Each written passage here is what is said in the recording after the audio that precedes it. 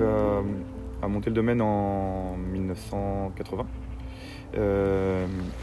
Il a commencé avec des vignes seulement sur Marsanais, un peu de Fissin et Savigny-les-Beaunes, la Dominade, jusqu'en 86 quand le domaine Clair d'Ahu a été vendu et a éclaté. Et donc là en 86 il a récupéré pas mal de vignes de mon grand-père et de ma grand-mère qui étaient au domaine Clair d'Ahu, donc pas tous les crus parce que les bonnes mares c'est arrivé plus tard, mais tous les Gevrey, les premiers crus de Gevrey, Claude Bèze, Vaune Romanée et puis encore des vignes à Marseille. Donc là le domaine a vraiment changé en 86. Et puis après, il y a eu quelques parcelles qui sont rentrées au domaine dans les années 90, notamment les cantons Charlemagne. J'avais oublié Moret-Saint-Denis, que mon père a planté dès le début dans les années 80. Donc Moret-Saint-Denis, après il y a eu Chambol-Musigny début des années 90. Ça c'est des parcelles qui étaient en friche que mon père a plantées. Et puis après il y a eu les Pernan-Vergelès, Salos-Corton et Corton-Charlemagne qu'on a commencé à louer à notre tâcheron qui était en Côte-de-Beaune, qui s'occupait de la Dominade. Voilà. Et puis après, c'est l'arrivée des bonnes mares progressivement depuis 2006. Une partie en 2006, 2012 et puis le reste en 2016. Donc mon père a arrêté très rapidement les désherbants, à part dans quelques parcelles très compliquées sur les cailloux, où nous on a arrêté quand je suis arrivé au domaine après.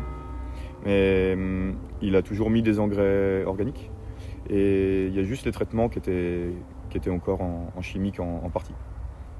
Donc moi je suis arrivé au domaine en 2010. Il y a mon frère et ma sœur qui sont arrivés en 2017 et 2018, avec Arthur qui travaille en cave. Il a secondé Philippe Brun pendant 2-3 ans, puis il l'a remplacé quand Philippe est parti en retraite. Et aujourd'hui, Margot est au bureau un peu et aux expéditions. Et j'ai commencé à vouloir faire une partie du domaine en bio en 2014, je crois. Et on a monté un peu la surface du domaine en bio de 2014 jusqu'à 2019. Enfin 2018. En 2019, tout le domaine est en bio mais sans certification parce que je me garde la possibilité des années compliquées comme 2024 d'utiliser un produit ou deux de synthèse. Parce que je préfère avoir, même si les raisins ne seraient pas bio, que de ne pas avoir de raisins du tout. Donc voilà, il y a des années, là c'est 2025 c'était très facile de faire du bio, 2023, 2022, voilà, généralement 4 années sur 5 on est en bio. Donc on a commencé, voilà, ça c'est 2019. Et puis on a commencé les couverts végétaux, on essayait depuis 2016-2017. Alors ça marchait pas très bien, on n'avait pas forcément les meilleurs outils, on n'avait pas les meilleurs conseils non plus. Et on a commencé à bien réussir les couverts végétaux à partir de 2020. Là c'était les premiers qui étaient vraiment réussis, où est-ce qu'on a trouvé, un peu comme ici, là il n'est pas encore développé, mais on met pas beaucoup de variétés. On met du seigle, de la févrole et du trèfle, en gros. Je m'interdis pas de remettre un peu de radis. Il faudrait peut-être mettre un peu de crucifère, mais pas faire 15 variétés, 15 espèces différentes.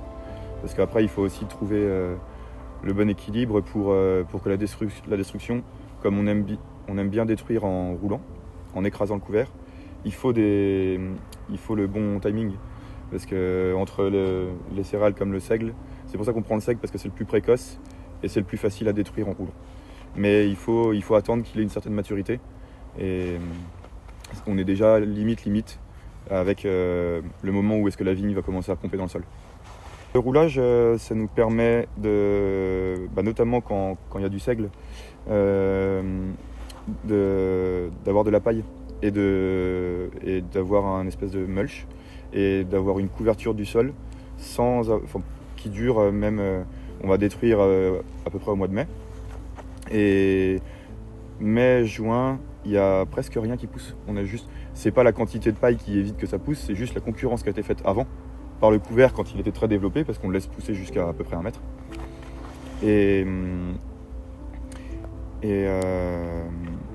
Et du coup, ça nous permet de pas travailler le sol, donc de pas déstocker notre carbone, et en même temps de pas avoir de concurrence. Il y a juste les amarantes généralement qui repoussent au mois de juillet.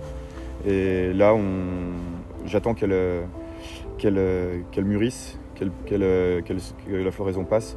Et généralement, avec le dernier rognage, on va repasser un coup de rouleau faca. Et il y a juste, en fait, du coup, dans ces vignes-là, on a les 50 cm du milieu qui ne sont pas travaillés. Et on va juste travailler le sol sur les 50 cm sous le rang. Voilà. Donc on travaille la moitié de la surface. Le fait de pas retourner la terre, donc on ne va pas perdre de carbone, donc la matière organique. La matière organique, c'est notre réserve du sol, c'est ce qui va donner à manger à toute la vie, et donc à la vigne après. Et le but, c'est d'avoir le sol le plus vivant possible. Et non seulement on va avoir un sol le plus vivant possible, et une meilleure porosité, je pense, parce que en ne retournant pas le sol, on va avoir alors, tant qu'il n'y a pas de graminées qui s'installent, comme ici, là ce ne sera pas la même chose. Mais en roulant seulement, on va garder la porosité qui a été faite par les racines des couverts. Et donc en fait, les végétaux vont mourir en surface, les racines aussi vont mourir, mais du coup on a cette porosité un peu naturelle par les galeries qu'ont fait les racines. Voilà. Si on parle du bio par exemple, le bio, la première des choses, c'est pour nous qui mettons les produits, c'est déjà moins toxique. Même s'il y a certains produits de synthèse qui sont pas forcément trop violents, mais c'est un peu la priorité pour ceux qui travaillent dans les vignes et pour ceux qui mettent les produits. Ensuite, je pense qu'au niveau qualité des raisins, si on vient pas mettre des produits qui rentrent dans la sève, on a quand même une meilleure qualité. Je pense que c'est un peu invasif, et je crois qu'il y a eu des études aussi là-dessus. Le goût des raisins ne sera pas le même. Tous ces produits qui vont être alimentés dans la sève peuvent changer un peu le futur potentiel des vins. Et après, la vie en règle générale dans le sol, et pas seulement dans le sol, mais aussi tous les auxiliaires. Pour moi, c'est de la logique, mais plus c'est vivant, plus on a de vie, plus on va avoir une plante qui est en bonne santé, et puis éviter aussi un peu cette monoculture, parce que nous, la vigne, c'est quand même l'exemple type de la monoculture, et sur des siècles et des siècles. Donc c'est comme ça que les maladies, je pense, arrivent. Je pense que la vigne se portera mieux et mieux résistante aux maladies si on a un équilibre comme avec les arbres par exemple. On a une grande difficulté, c'est qu'on est à 10 000 pieds hectares et qu'on a des rangs espacés de mètres. Et donc rien que pour les couverts végétaux, c'est déjà compliqué. Mais moi, dans ma tête, c'était très compliqué de pouvoir mettre des arbres avec ces paramètres-là. Mais on a fait une formation avec un collègue, avec Alain Canet, et il a sorti une phrase qui m'a fait un peu tilt. Et c'est vrai qu'un arbre, c'est pas forcément facile à faire pousser, mais c'est très facile à enlever. Un coup de tronçonneuse. Et donc c'est vrai que on a commencé en 2021 avec une parcelle là-haut. Cette parcelle-là est de 2022. Donc on plante la même année les arbres et la vigne. Et aujourd'hui, on en met aussi dans les vignes qui sont déjà installées. C'est un peu plus difficile pour les arbres de pousser, mais ils poussent quand même.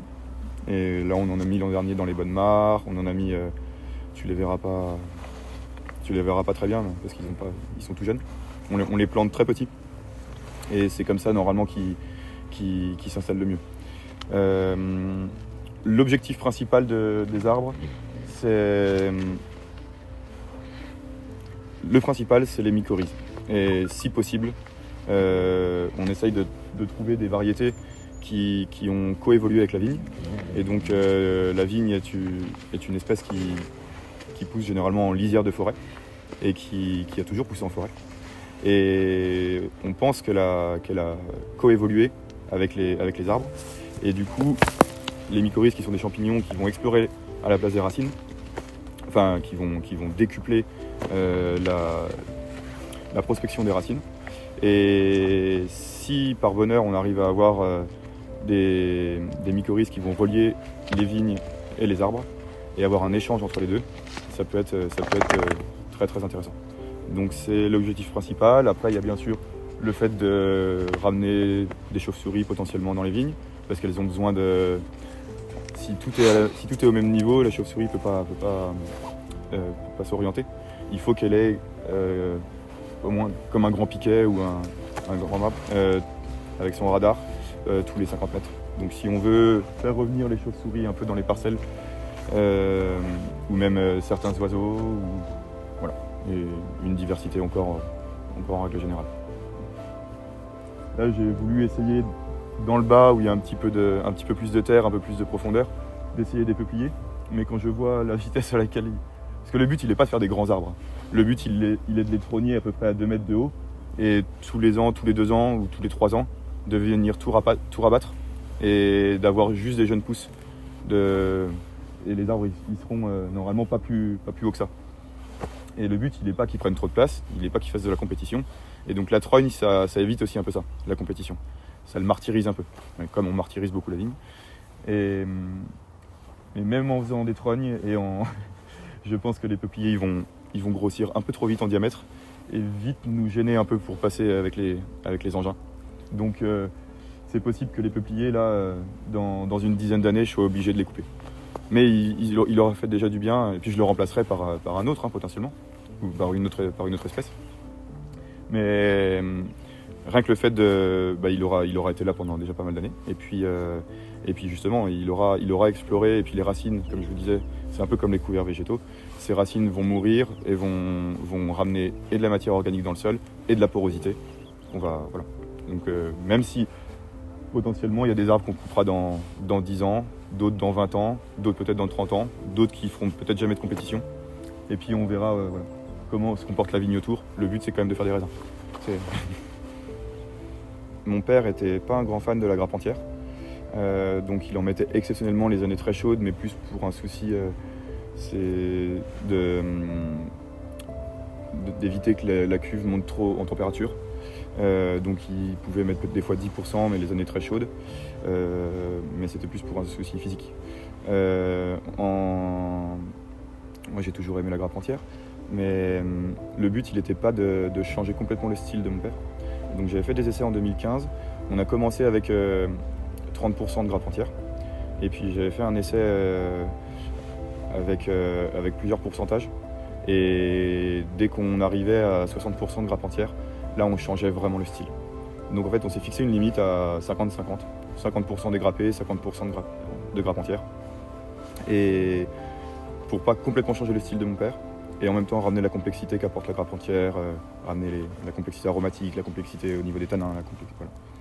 Donc on a, depuis 2020, on est à peu près à 50% de grappe entière sur presque toutes les cuvées. Exceptionnellement, c'est pas exceptionnellement, il y a quelques cuvées comme la Dominode par exemple. On a essayé plusieurs années, mais aromatiquement c'était un peu moins bien. On trouvait que c'était pas forcément quelque chose qui lui allait bien.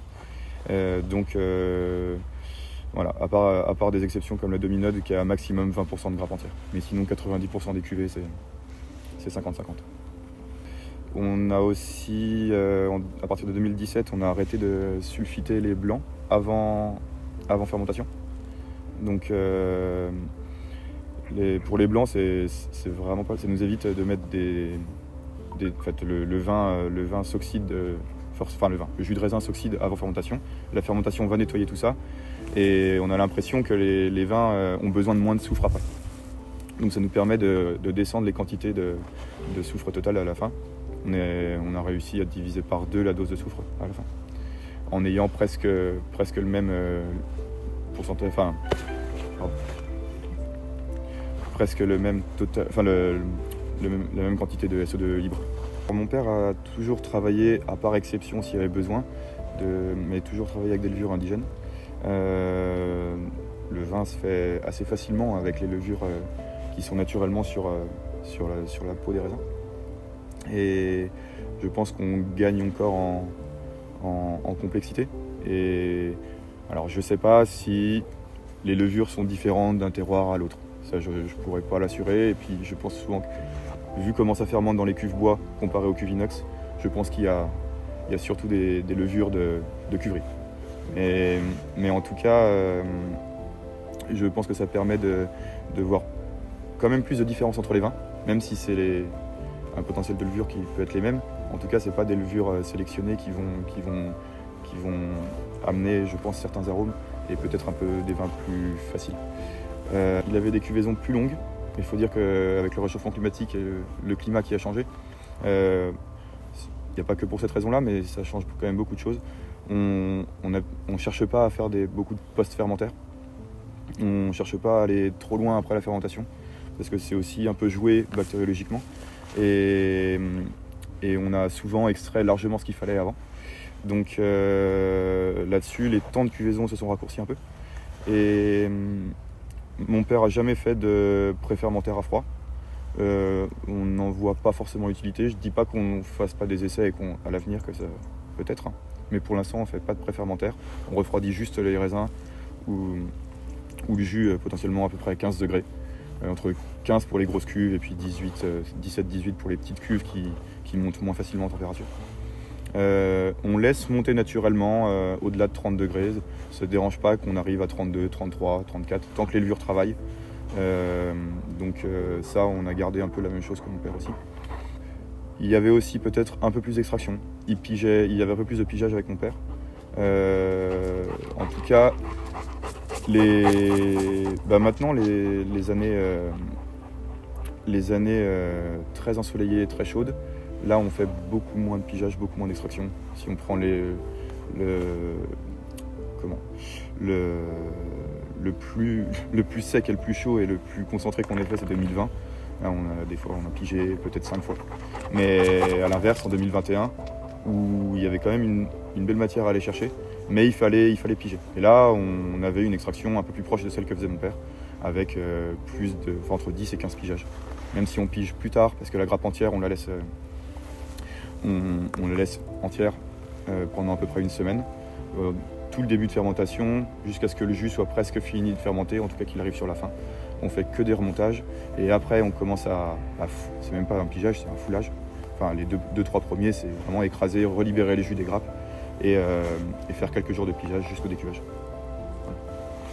Ce que je recherche, et je pense que mon frère et puis mon père aussi, je pense qu'on est un peu tous d'accord là-dessus, c'est pour moi c'est la complexité. Le but c'est une complexité aromatique, une complexité et une belle texture en bouche, forcément. Alors on fait pas des vins bodybuildés, mais on fait pas de l'infusion non plus. Je pense que le Pinot, voilà, moi, l'exemple c'est peut-être 2015 où est-ce qu'on a peut-être pas assez extrait, et notamment parce qu'on a mis les grappes entières dans le fond. Maintenant on les met au-dessus et ça permet de libérer et puis d'extraire quand même pendant quelques jours ces grappes entières, qu'elles sont en contact avec le jus, enfin, que le jus sorte des grappes. Je pense que on va avoir des vins au domaine qui sont ni à l'extrême d'un côté, ni qui sont un peu. On ne cherche pas à faire trop d'extraction, mais un minimum pour avoir. Je pense qu'il faut cette matière en bouche, qu'il faut avoir un minimum de tanin, voilà, ça remplisse vraiment la bouche. Voilà, le but c'est que le début de bouche, le milieu est le plus long possible. Mais voilà, c'est tout en restant dans la finesse, si on peut dire. Enfin, on essaye de